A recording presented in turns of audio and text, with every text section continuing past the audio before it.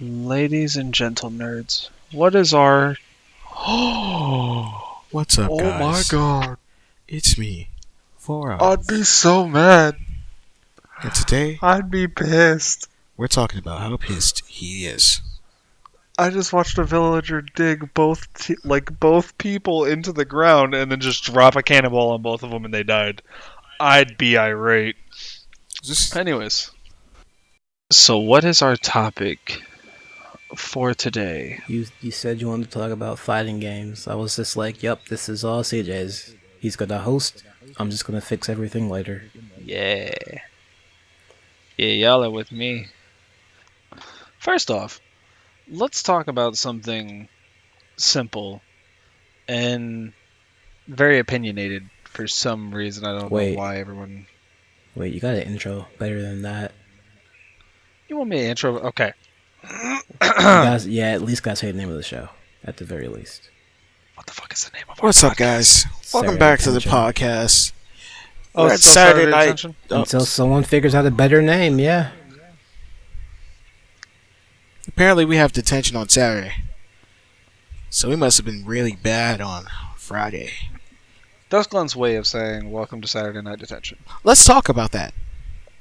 So, today's topic for Saturday Night Detention will be fighting games. Not just the games, but things that happen in the community, things that are currently happening, or things surrounding fighting games themselves. This can come everything from base ideas for things, or tutorials, move lists, frame data, patches, whatever it may be.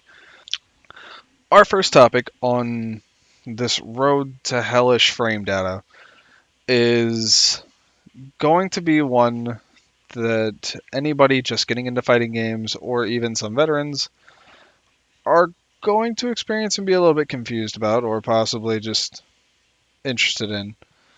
And that's the topic of tutorials in fighting games. Are they good? Are they bad? Are they great?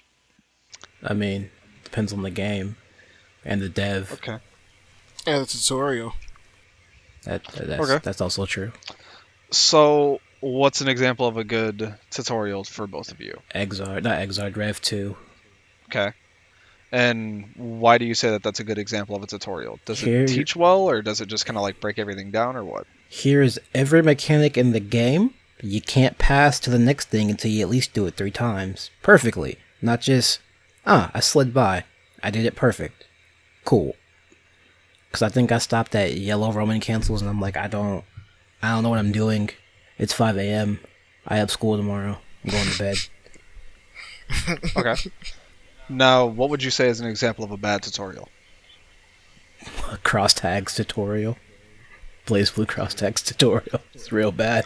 But why do you say that it's bad? Because I Look was at these like, colors. how do I do this thing? Game doesn't tell me, just do it. How do I do it though? Just do it. Yeah. Nike. Start Nike. smashing buttons until something happens. It's like, oh, I guess that was right. So we have different reasons for why. I personally I agree with you. Cross tags tutorial is Boo boo. not the best. It's in my opinion it's okay.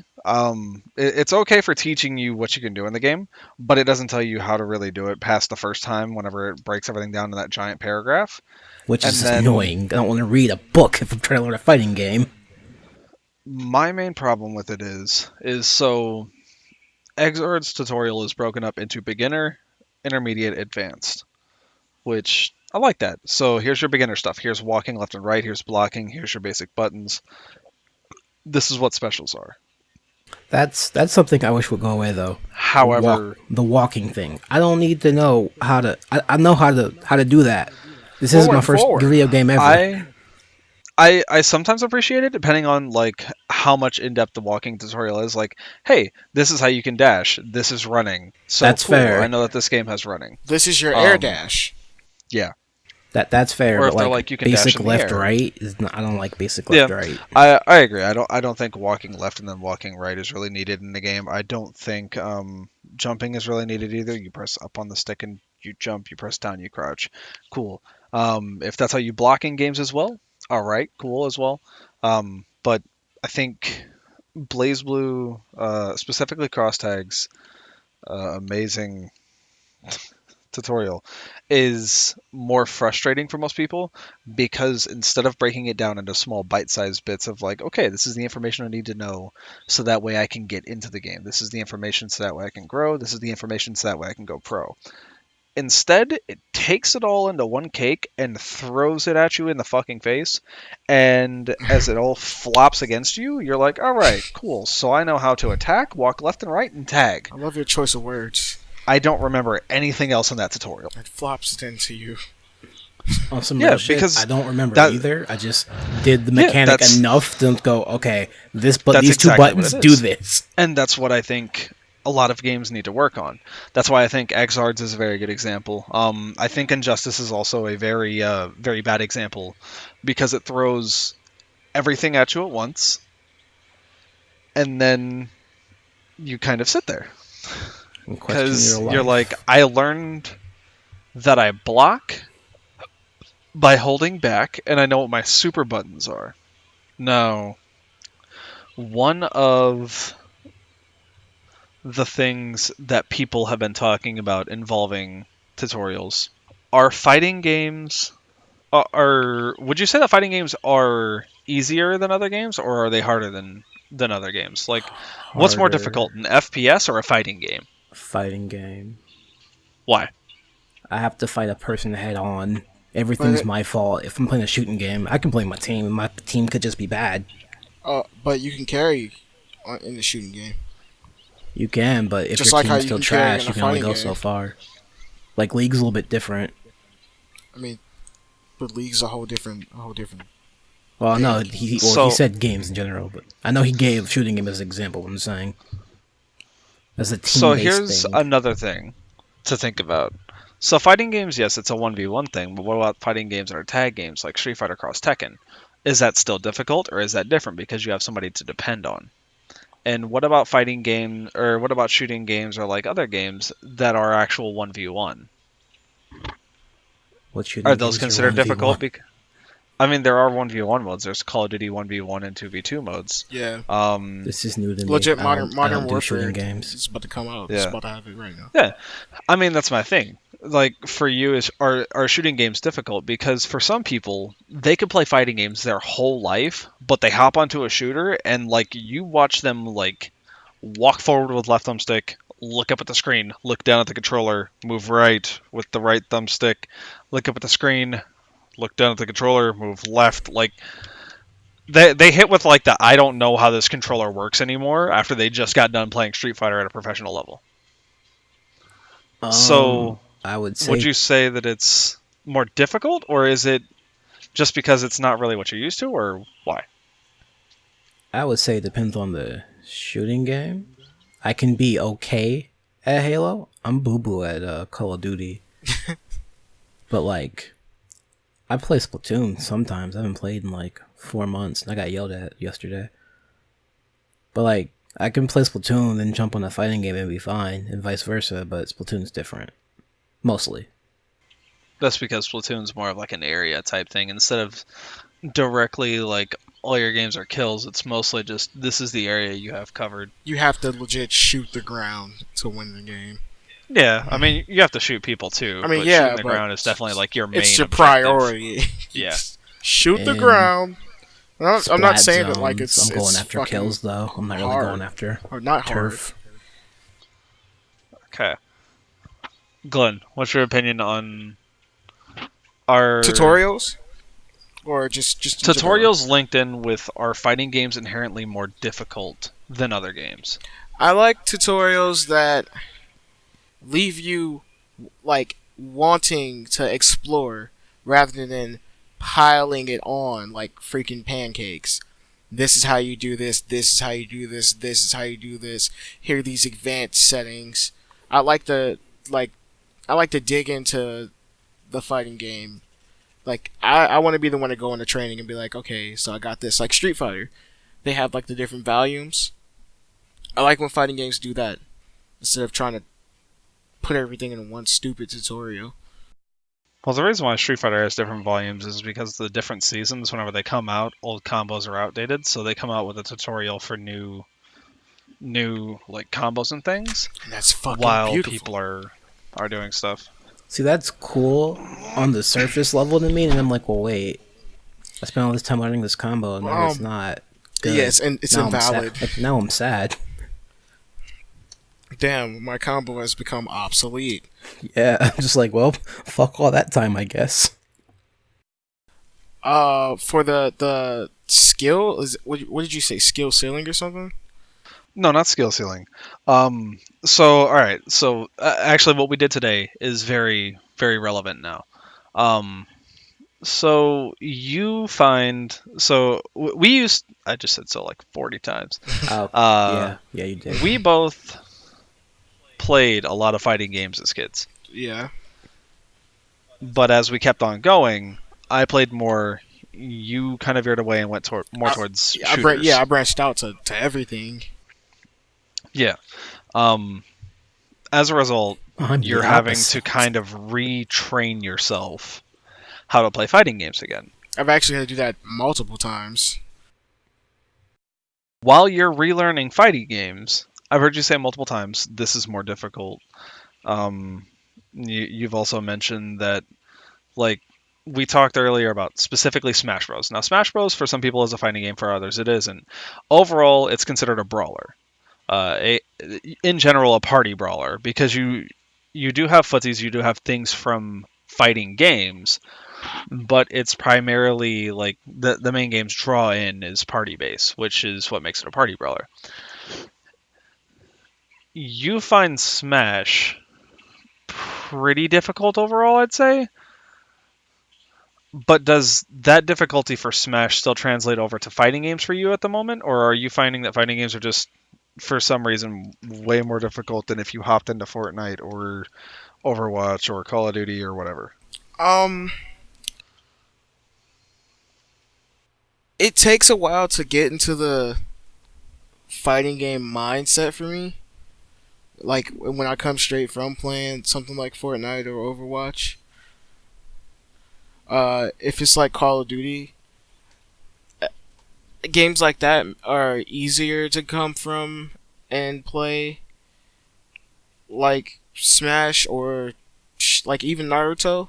But um, I'm assuming y'all are in the same house. yeah, we're in the same house. Oh, okay. Continue. I still like fighting games, you know, after playing shooting games for a long time. But it's just really, it's weird going back and forth between them. Yeah, that. But do you consider fighting games? So your main thing is going from a shooter to a fighting game. The shooter mindset sticks with you longer than the fighting game mindset, Yeah. right? Okay, but do you find so if me and you, let's say we both hop into the new Call of Duty Modern Warfare, it comes out like a week or something like that. We both hop into that. We both play it. We're like, all right, this is cool. It's a little bit weird, you know, no map, no nothing like that, but it's cool. Then we hop on Punch Planet. It's both new. Do you think you would have an easier time with Modern Warfare, or would you have an easier time hopping into a new fighting game? Both games would be new to you, technically. I feel like it'd be easier to get into the fight, not the fighting game, Modern Warfare, because the Punch Planet is like gonna be a brand new experience for me, and Call of Duty is just Call of Duty. Like, there's only so much you can do to change it up. It's kind of lazy in a way, in a sense, because you just go back to, oh, I just gotta shoot this guy in the head and do the damage, and there we go. But with fighting games, you can't just say, oh, I'm gonna just shoot this guy in the head and he's gonna die. There we go. Because there's a lot, not a lot more variables, but there's more to think about in terms of like, what is that person gonna do to respond? Like when we were playing Smash earlier, there were so many fucking options to jump back onto the ledge, and you had so many options to retaliate to my options. So I'm yeah, yeah. The shooter would be easier to get into than the fighting game. I feel like that's Okay. a bit of a loaded question because Glen does not do well with a lot of options. Yeah, it's when I have to think because I think like 5 steps ahead. And like I want to think about if I do this, you're gonna do this, so I had to do this, so you're gonna do this, so I would need to do this. Oh, but wait, that would fail. So now I gotta backtrack and think about this. But by the time I'm backtracking, you're already doing this. Now, what about the games that have easy combos or easy accessibility? Like simple mode. So, not just games that have simple mode. So, Dragon Ball Fighters has auto combos X X X Y Y Y B B B. Um, those are your combos. The X combo is going to launch them into the air. The Y combo is going to push them back to the ground. The B combo is going to end in a super. That's just Dragon Ball Fighters. If you hop on cross tag, you mash the X or the square button, you get an auto combo. I mean, These are considered accessible so that way new people can hop into games. Do you think they work, or do you think that they just end up hindering the game overall? I think for new people, I think they work, but after a while, like when new people play against people that have obviously sat there and trained, like Jana, it gets fucking infuriating for them. So you don't think that the accessibility overall of easy combos or a simple mode works well against anybody that's broken down the game at a point? Yeah, Do you think like that it at you least can only draws them do in? so much pressing Yeah, these baby combos. yeah. But do you think that it successfully draws people into the game to want to learn more, or do you think it fails at even that? I think it'll pull you in. You're gonna believe like, yo, I'm doing this. This works.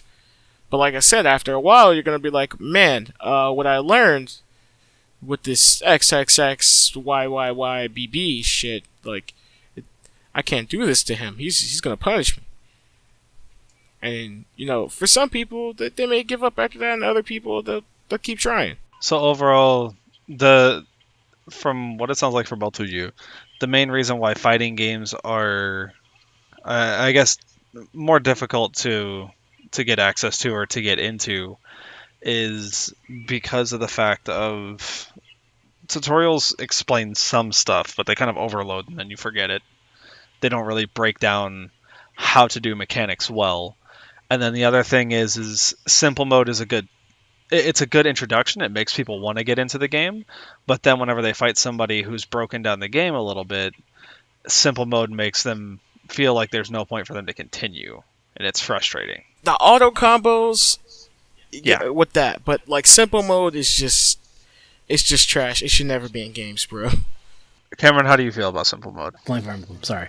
I feel like you can learn it to start, and then once you hit that ceiling, you gotta go, well, I guess it's time to learn a real combo.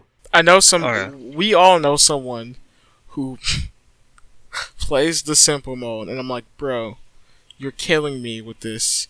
It's Damn, frustrating call me me because no, it's not you. Is it Jana? It's- I was gonna say, it's- is it Jana? You're Is it killing me Jana? with this. Are we just being candid? You're fucking. I mean, You're destroying me with this. You're doing all these combos that I took time to practice how to do, and I have to, like I said, think 5 steps ahead and actually think about what I'm doing. Where you could just come here and mash your face into the X button 46 times, and then press a direction and press B, and you'll be okay. Well, also, if you're playing with them enough times, you'll learn when the auto combo stops. You just learn to block until the auto combo stops, and then you punish them. Silly goose. that is another thing. So auto combos, you can't most of the time you can't special cancel them because you don't have the inputs that you can do anymore. So, like Glen was mentioning, you could say we're doing Marvel 3. Your X is your auto combo, Y is specials, B is a super. You press a direction in Y and you get a special. However, can you can you cancel your auto combo with one of those specials, or do you think that it's kind of like inherently there for you to, or does it just kind of does the game having auto combos make it feel like I'm trying to figure out how best to say this. So say all three of us are playing. I'm I'm playing the game, I know what to do. Cameron's learning the game, he uses simple mode. Glen's learning the game, but he's not using simple mode. Now, say Cameron does a combo that Glen's been like learning for a while, but for Cameron it's just XXX forward Y. But for Glen, it's XYB down forward B, and then he presses a different special. Do you feel like that invalidates the training that you've done because of simple mode, or do you think that simple mode is still good at that point? Like, do you think that simple mode is still a good tool if a combo, instead of being more difficult with light, medium, heavy, and then two notations, ends up being XXX and then forward in a second button? I think simple mode shits all over it. So you just feel like simple mode, like, overall invalidates your Yeah, practice. like even when you go from simple mode to trying to practice the game for real, you're you're just gonna try to do what you did in simple mode and fail. That's not always true. It takes practice. I mean, you're gonna learn the combo. You just gotta keep practicing the combo. You know what the combo is, you know what it looks like, but you gotta be like, all right, I gotta put in more effort. Not effort, but time. Yeah, time. Well, I would definitely say more effort Well, I because you mean, go yeah. from pressing one button to pressing 4 to 5 on top of doing stick motions. Before I'm kind of old school, bro. Before I practice combos in like certain fighting games, I will treat them like they're math problems or like schoolwork. I'll fucking write it down on a piece of paper, slow as shit, and then I'll freaking like, okay, I remember this now. I know what the inputs are. Let me go over to the controller. Don't even turn on the TV. Let me practice doing these little inputs right. And then I turn on the TV and then I keep practicing it. That shit takes a lot, man. That that sounds like a lot of work. I mean, I Like, want to win. I understand. That sounds like a lot of work, though. Because you could be Okay. inputting the motion wrong this whole time. You don't know. I know, and that can happen. Overall, it sounds like That's what that third practice is for. the the tutorials need work, and it sounds like as a whole we're probably half and half on whether or not simple mode should be in games. And it seems like overall it kind of hinders people because it sets them up for this is the combo, and then they go to do it and then it doesn't work, and then they have to practice kind of a new notation. Um, Me and my personal beliefs, I think simple mode is bad overall because it teaches you one button layout for the game. And then whenever you decide to rip the training wheels off, you have a completely new new button layout. So I think that simple mode is bad in that matter, but I think auto combos are at least helpful in a way because for auto combos you still have the same button layout. X is still your medium or your light, Y is still your medium, and then B is still your heavy. That's still your same buttons, just each button still has a specific combo tied to it, and you know what those buttons are. If you press X, you still get your punch. If you press Y, you still get your kick. If you press B, you still get your headbutt. But if you press X 3 times, you get the kick, the punch kick headbutt. So you then know that XYB ties together, as opposed to just constantly mashing X and getting something else. I think auto combos can be helpful. I think they're not awful. they're annoying, but I think that simple mode overall is not a good idea, which is why it hasn't survived many games. It's in Exard 2, or Rev 2. It's in Marvel, and then that's really it as far as I know. Those are the two major games that have simple mode. There is, I think it's also in Fighting EX Lair, but I Man, when's the last can't time be for someone played certain. that? Um, Can we play Mugen? I'd like to play Mugen. it's a lot of setup. It is a lot of setup. It's worth It it. It took is. someone 6 hours to set up Mugen, so that way it actually worked and not something else. Mugen also is keyboard only. I will take it. Um, Alright, never mind. yeah, it's a bit rough. I'll take that You out. may be able to set it up so that way you can play it with like controllers, but it'd require a couple programs. But both of you brought up something that was actually my next like segue slash question. So both of you mentioned how you're practicing, you're doing all this stuff, and then a patch comes out and it invalidates all the work you did. It shuts down the combo that you had just practiced. It introduces new stuff, or it just completely takes out a combo. Rip Gordo and Carmine. How now? There's two different ways that patches occur. Okay, specifically for fighting games. One way is it's a patch like every 2 weeks or every month. That's usually continuous patching or what we call reactive patching. Um, that's this character is busted. I'm going to buff it now. Then you have what Street Fighter started with and is currently running into in DBZ or Dragon Ball Fighters changed into. Originally, Dragon Ball Fighters was a patch every couple weeks, and then shortly after the game came out, it changed over to seasonal patching. Now, seasonal patching is one huge throw out of like buffs and nerfs and things like that, and that happens usually once a year, maybe once every 9 months. So, how do you feel about games that patch once a month or like once every 2 weeks versus once every like 8 to 12 months?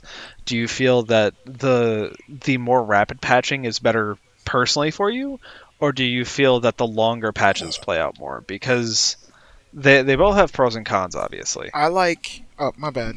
If you're gonna keep going, No, you're fine. I like Go ahead. the way. I know this is not a fighting game, but you'll know what I'm saying. I like the way is Supergiant the one people that did Hades. Yes. Yeah, I love Yes, the way that they patched their games. When it was coming out, they did like all it's still these coming out. tiny patches, and then big patch, tiny patches, fat patch. I love that shit. Okay. Now, just to clarify what Glen is talking about, patches for Hades, it gets patched roughly every like. So when the game started off on December 7th, there was a patch on the 8th, the 10th, the 13th, the 14th, and the 17th, and then there was a month period of nothing, and then it went 15th, 16th, 17th, 18th, and then there was a month of nothing, and that's how they do it. Is they do this small burst of patches, so small adjustments. So they'll be like, okay, cool, this thing is busted. We need to fix this. We adjust this, and then they drop this huge patch with new weapons, new bosses, new areas, whatever it may be, and they adjust a bunch of stuff with that instead of micro patching. And then they see how everyone's doing with the big patch, and then they micro patch everything after that for a couple days, and then they leave it for the next big patch. Just to clarify, I wanted to like put out what exactly Lynn was talking about. Um, it's kind of a mix of the two. I definitely think that it's good, but for fighting games, I think it could work. Cameron, which patch style do you personally prefer? So I think cross tag right now is following the seasonal patch, quote unquote, which is like a couple months in between patches. Fam, I ain't played cross tag since fucking. I don't remember the last time I played cross tag. Both those options kind of suck. Give me a patch a quarter, Make it like semi-regular. Like I know something's coming every 3 months or every 4 months. 4 months. Okay, so Three you're kind months. of with 3 the months. Hades patch as well, Yeah, like where it's like I at least get a patch a month. every 2 to 3 months. Not every once a month seems like a lot, especially because 3 games come out in October, and I'm like, well, I gotta play these stuff for 3 games. But once a year is like, fam, don't do that to me. Let me help you stay in business. We know So we know when Don't y'all do not that to working me, on this game, Sons y'all of not a doing parent. nothing. now this Don't is no more on something me. that I think neither of you have thought about whenever you were answering. What about the people that play, fighting games professionally? Which patch, or what patch style do you think that they prefer? If depends on the game. I feel like some people are like, yeah, don't fix this ever, and some people are like, you need to fix this right the fuck now. Like, please, you're killing me here. Because I feel like Dragon Ball, I don't remember they get patched. They're just like, yep, it's here. Dragon Ball is now seasonal patching, which is once every 9 months, That's What gross. the fuck? or once on major character release. So if there's no major characters coming out, there is a 8 to 9 month period of patches where you won't get anything. There will be quote unquote bug fixes, but I'm fine with bug no fixes if they buffs or actually nerfs. fix shit. And then whenever a character comes out, they go, okay, cool. Here's the buff or nerf list. That's with this character. We'll see you guys next character, and they fucking move on with their life. So the main thing that I want to bring to light, think about. So there was a Mortal Kombat 10 patch that dropped right before a tournament, and Yeah, every you system ran don't it. do that. That's something you don't But do. wait for it. The patch adjusted the 3 top tier characters. Now, people on the flight, some people weren't able to get access to Wi-Fi, so they landed an hour before the tournament. No patch notes, no patch notes, no nothing. They drop. They learn that Bread and Butter's changed with Cassie. Bread and Butter's changed with Aaron Black. And the characters that they were playing and everything that they know with them is completely changed. Now, they're stuck with that though. They just paid for the flight out there. They paid to go to that tournament. That's it though.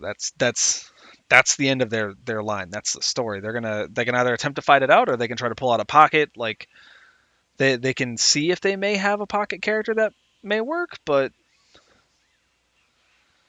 for casuals it's a different story because we kind of look at it and we're like, okay, cool, this is interesting. Like, oh, this character got nerfed. That's great. But for the pro that just got off the plane that doesn't even know that the nerf happened, which is why I think patch notes have started to get announced a little bit early. Yeah, Um, I have to work on which I that think is patch notes definitely a video good here thing because that soon. happened a lot in Mortal Kombat and a decent chunk in Injustice. Because Mortal Kombat X, they would load it up, they'd be like, okay, this is great, and then Cassie Cage would have just gotten nerfed, and that's 90% of top tier bracket. um, but so both of you say you want regular patches, maybe once every 2 or 3 months, uh, Yeah, that sounds about good. and kind of just updating things. How would you feel if they did one major patch to introduce a bunch of stuff, and then they did kind of mini patches to this character seems to be doing pretty bad, so we're giving him a couple buffs. That's fine. Would that work for mini patches for you, or is that still you'd kind of just rather them drop everything whenever they do the major That's fine. patches? So long as you tell me there's a patch coming out on this day, I'm fine. Don't be like, up, we'll release it when it's ready, and be like, all right, it's here now. Like, don't do that shit. See, Don't do that shit. I love the fact that Hades actually has a countdown to their patches. So whenever you get in the client, in the top right-hand corner, it says next patch arriving in, and it says however many days. So for example, if I hop on right now, it'll be like next patch is arriving in 13 days. And it'll have like a little teaser image of like what's going to be in the patch. And I'm like, that I like that. That's a good overall idea, personally for me, and I think that fighting games should kind of adapt that a little bit more instead of the like. I get that the random like this character comes out tomorrow or like tonight, like that drops fucking insane. I love it. The hype is great. For events, if However, mm, if you're buffing and nerfing characters along with that person, we need to talk because how many people are currently setting stuff up and they're excited and they're practicing, and then tomorrow the whole fucking world drops see if as they they watch or tier list shuffle like it's fucking checkers. if they know it's coming, it's relatively okay. If they have no idea, then that's bad. Like, I remember there was another game that's like, all right, and we're patching the game right before Evo. I was like, or you could not. Just don't do that. It's not a good idea. Like, I feel like developers they should know, hey, this major tournament's coming up. We should not fuck with the game. Or do it after the tournament, like Evo. If you want to mess with your game, do it after Evo. I could see it, but for some devs, they don't see those major things or the major events and things like that as major as we see them. A lot of devs don't consider Evo to be like the biggest fighting game tournament in the world. They see it like, so for Capcom, it's definitely CPT, Capcom Pro Tour. Listen. Japan and their business practices are ass backwards in the 1950s. They need to learn to adapt. That's just me. Yeah, I agree. Japan adapting is actually going to be our segue into the next thing that I want to talk about. That thing they can't fucking do. Well, okay, not all Japan. Some of Japan. So, fucking Sony. This is a topic that was brought up by Max, brought up by Sajam, brought up by a bunch of people. So, you can talk Japan about adapting. Yes, we are. you know. Listen, I didn't watch Sajam's video yet. It's on the back burner. Yeah. It's I love going to Sajam for a lot of like informational stuff while I'm cooking and things like that, because I'll just listen to it in the background because I love hearing, because he also like he'll respond to a chat and he'll bring up what is said in the chat, which is great because then you kind of hear what people generally think about it versus what he thinks about it, and then Max usually posts a video shortly thereafter. But so you said Japan can't adapt to shit. They can't. Now, welcome back, Glen. the netcode. I've been here. Netcode is our next talk / topic. Do you think that netcode in fighting games, if it's bad, hinders the netcode? Or not hinders the netcode, hinders the fighting game? So, for example, do you think if Smash had a better online, one that didn't require Ethernet cord and, like, amazing peer-to-peer connection, do you think that it would be still the game it is? Or do you think that even without a good netcode, aka what it currently is, where you'll sometimes see people teleport and or it'll just freeze, it's still fine as a product? Do you think netcode is needed? Do you think that it needs adjusted or adapted for fighting games? I mean, in general, yeah. But mostly depending on the game. Like, Smash is fine because everyone has a Smash local for some ungodly reason. Everyone has a Street Fighter local. That makes a little more sense. I don't go to locals, period, because there aren't none around. Well, there's some around us, but I gotta talk to Ken FGC about that. I'm like, man, there's like 6 games here. I don't play any of these 6 games. Mm-hmm. I'm here to support my friends this time. Yep. I tell you what. I'd only be going for that reason and to watch. Just experience it. That's it. Yeah. Like, new experiences are fun, which is something people don't also understand, but that's a topic for another podcast. But do you think? Okay, so whenever Killer Instinct came out, it had amazing netcode. Does it not But anymore? no, it still does. But the game Oh, is is this still considered on dead sale? now. Wait, hold on. Is this still on sale? Hold up. Wait. I'm not sure. You and Glen talk now. Let me go check. Let me see if I'm about to go So spend $10. when Killer Instinct came out, the game had amazing netcode, but the game was only for Xbox. Everybody said whenever it comes to PC, I'm gonna buy it. I'm gonna play it. Then it came to PC via Windows Store, and what did everybody say? If it's on Windows Store, I'm not gonna touch it till it hits Steam. Now it's on Steam. It's still not fucking with it. Yep. But the game had amazing netcode. I mean, perhaps it Fuck them wasn't people. just a net code. They just didn't. They were just procrastinating, and they put it off to the point of where they just didn't want to do it anymore. Okay. So what about how people talk shit about Street Fighter V's netcode, but yet Street Fighter V is vastly considered currently one of the better fighting games. Same with Tekken. Tekken apparently has a fucking terrible netcode. Guilty Gear apparently has a bad netcode. Like all the primary like fighting games have terrible netcodes, and the ones that do have good netcodes, I mean, indie companies make fucking amazing games online. Like if you play Yatagrasu online, if you play like Eunice, you can have a 2 frame delay online. It is insane. However, you play cross tag, We don't play. God, I fucking We hope that you don't- love lag. We don't play cross tag online. We don't do that. Crosstag had it online.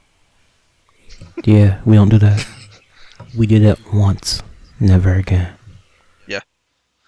So why do you think that every game with bad netcode is thriving, but everyone says that they still need to fix the netcode, and then any games that come out with good netcode just go straight to the wayside? Well, this is just me talking because I came back from a convention. People don't like weeb games. Not all of them are Just weak gonna- games. I know what I'm saying, but for the weeb games, people don't like weeb games. I'm just gonna throw that out there. I feel like Guilty if Gear is the considered one of the weeb games, and that's currently the most hyped up like thing right now. Guilty Gear is an exception. Except for that weeb game, that one, that's the one we like. That one's different. Eunice is starting to get up there, but it's still a weeb game. Right. I feel like if the local, because these are all mostly Japanese games, and Japan's the size of California, and they're like, well, there's an event going on 2 hours away. I guess we'll just go to that. It's like, but y'all could play online. Why would we do that? We could just travel 2 hours. You wouldn't have to leave your house. Yeah, but I could just travel 2 hours, and I'm like, I'm gonna leave now. It's just 2 hours. It's only 2 hours. Yeah, 2 hours is a long fucking time when your event ends at like 1, and you gotta go to work or school the next day, and it's like, man, But if this was an online tournament, it'd be way better. only 2 hours. But like, I feel like if there's the local presence is strong enough, they're like, we don't need good netcode. Fuck all that. Okay, So right. overall, you guys don't really agree with the fact that like people say very often that the netcode needs fixed. The I mean, netcode needs updated. it needs fixed. No, I'm not saying it doesn't need fixed. It 100% needs fixed. But for Japanese games, they're gonna be like, nah. They'll just go to locals. It's fine. Americans are just like, if the internet is a thing that exists, it's okay. Yeah. And I'm like, alright, no, NetherRealm, you just, whatever. Americans are cats to the internet. They don't give a fuck. All It right. exists. Okay. It's there. Like it Let's- functions. It's there, but we don't need to fix it. Why would Let's we fix it? end Our podcast on one final like. Fam, we still got like 30 minutes. Or do we? Hold on, let me look. No, Oh, we got like 46 15. minutes. We got like 15. Well, this is ending what I've had stocked up for a bit. So overall, with what you guys have said, you're kind of displeased with how the patches for fighting games get put out.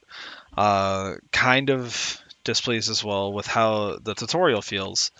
What is the draw into fighting games for you? Are you interested in them? Are they not interesting to you? Do you like watching them, I, but do you hate playing them? I still love them. It's just a lot, you know. It's a lot to get back into. Okay. Are you going to attempt to play them? Are you Yeah, I'm gonna keep actually going to going. get into them, or are you kind of set on watching them? Yeah, I'm gonna keep going with them. I could never just give them up like that. But it's just gonna take a while, you know. All right, Cameron and Now, you. I mean, I have the opposite of Glen's problem. I didn't start playing fighting games till I met you fuckers. Okay. So it's not like, well, for me, it's like, well, they're doing the thing. I guess I should do the thing too. Man, this thing's kind of fun. It's hard, but it's kind of fun. Right. And then Guilty Gear was like, here's a trailer for next year's game. And I'm like, man, they just made $180. They just want my money. Fuck. I was like, fuck. Seen How'd they do that? I seen the Black Samurai dude, and I was like, yo, I'm so fucking far in there. Especially if they have sin in the game, it's not even a fucking question. However, the game seems to be a reboot of the series. Which is fine, because no one knows the plot anyway. Yeah. Well, yeah.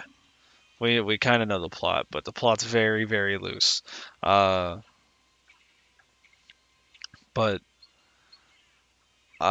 overall, I think both of you enjoy fighting games. For whenever we get together and we do things, our fucking 8-player Smash sessions that usually end in everybody wanting to murder me, and then sometimes whenever everyone leaves like Shawnee or Glen alone, and there's a fucking random Bayonetta spinning around and everyone's not touching her, or Glen's being Sonic off an edge, but he somehow manages to live and everyone forgets he exists.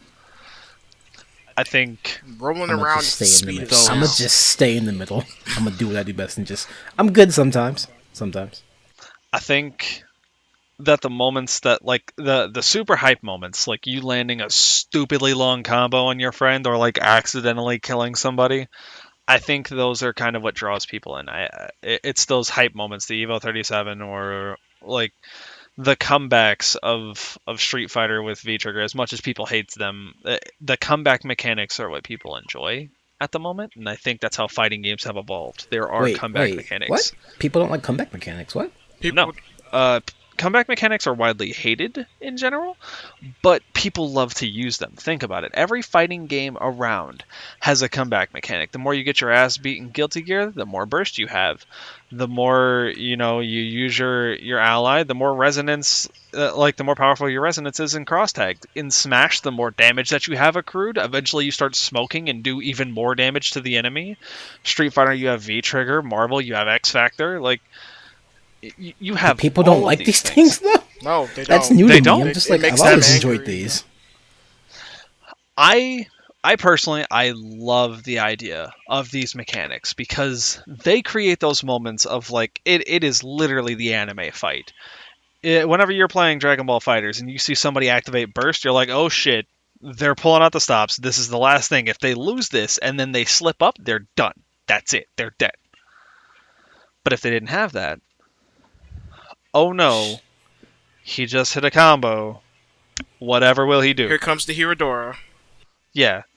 Um but I think that those combat mechanics, and I think that fun that lingers for people is by if we play Marvel and you hit me with X Factor and you land 3 supers, you're fucking hype. You're standing up out your seat and you're like, get dunked, bitch, and like I'm over here salty as shit, ready to do the comeback mechanic against you. That's what draws people into fighting games, I think. Now, my last question. I said the last one was going to be the last one, but we need to draw this out a little bit longer. So I Hey. came up with Last one. Yeah. Last round. I came up with one while you guys were talking. fighting games are usually dominated by a small amount of characters that are part of the roster. For example, Dragon Ball Fighters with Majin Buu and Bardock, uh, Smash Melee with fucking Jigglypuff and other people. Yeah. Do you think that whenever a character is dominating a game like that, a patch is needed, or do you think at that point they should follow their patching protocol and let that character do as it has been and just continue with protocol? In other words, are you fine with characters just completely dominating a fighting game or just a game in general? Or do you think that devs should try to address them more quickly than their patches allow? Um. Hot Okay, so in the fix. yeah, hot fixes are most definitely needed. In the case of like, let's go with Melee. Let's say if Melee was still like, let's say Melee just came out and people are like, yeah, more Fox, Soccer. I'd be like, fucking fix it immediately. That's all people are playing. But like when we were watching the Evo, not Sam shows a bad example. I don't remember what we were watching. There was a little diversity, and I'm like, I like this. And then it got the top 8, and it was like 6 of the characters were one character, and I'm like, I'm gonna go get some food. So yes, it needs to be addressed, but let's give it like a few weeks and see if people can counter the meta. Counter pick, Okay. yeah. I used to play League, yeah. That's a thing. Glenn, you If think it's that to the point of where people that are not very good at the game can still do the same shit, yes. Because the hard to do combos should stay hard to do. in total, to wrap up the things that we've been over, we touched on the introduction to fighting games, that tutorial. It doesn't really hit right with many fighting games, but the few of them that do, it feels great. The next thing we talked about, fighting game accessibility. Are fighting games more difficult than shooters? And in general, in a rough idea, we kind of said fighting games are because it's you versus another person. You don't have the other crutches of teammates, and you can't really blame teammates for anything else. If you mess up, that's you. You took the L. You Yeah, fucked that's up. your ass, Mr. Postman. Um, we then talked about what whether or not online in itself is important to a fighting game. In which I think our general consensus was is online is important, but in general we don't seem to care enough to apparently need it. It's nice to have, but we don't have to have good online. Which I think if a major game had amazing netcode, I think it would go through the fucking roof.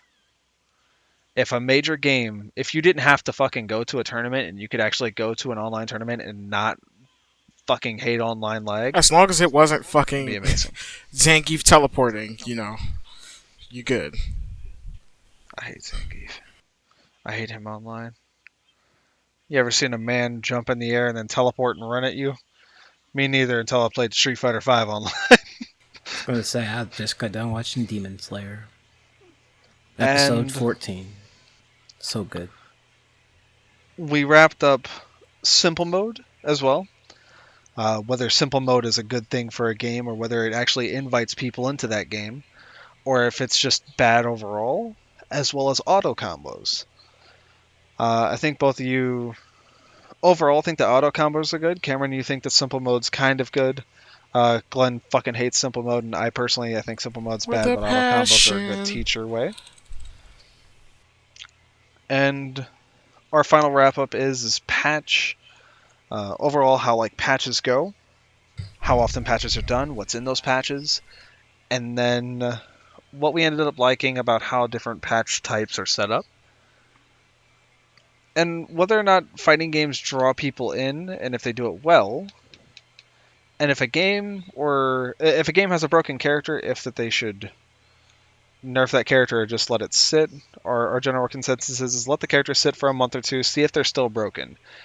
If everybody's picking that character and there's no character diversity, maybe patch them down a little bit. Not nerf them to the ground, but maybe touch them up a little bit so that way they're a little bit more even with some other people. So maybe you see more than 2 characters in top 8, Where the 2 fuck characters in top 16.